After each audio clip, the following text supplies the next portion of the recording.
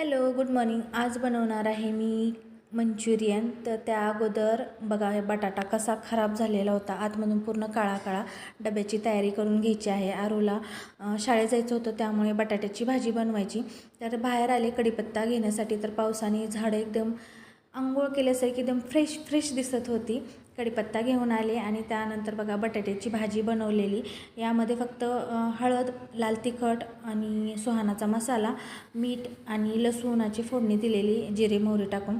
आणि याच पद्धतीने बनवलेली मुलं बटाट्याची भाजी खातात. तर आरूला शाळेत सोडायला जाताना अचानकच पाऊस आला, तिला सोडून आले. त्यानंतर यांच्यासाठी फ्लावरची भाजी बनवलेली.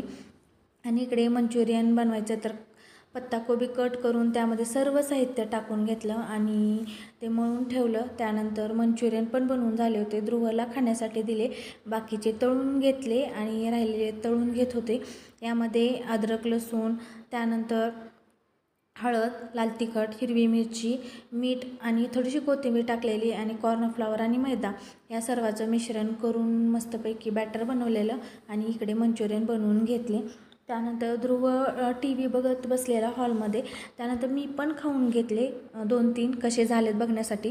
खूप छान झालेले, पण अक्षरशः मला इतका कंटाळा आलेला आज मुलांना आणायचं सोडायचं पाऊस, त्यामुळे जेवण पण करायचं राहून गेलेलं. इकडे ध्रुव डबल आलेला, तर त्याला थोडंसं गरम करून ग्रेव्हीमध्ये आणखीन मंचुरियन दिले आणि प्रॉपर असं शूट वगैरे काही मंचुरियनचं घेतलंच नव्हतं.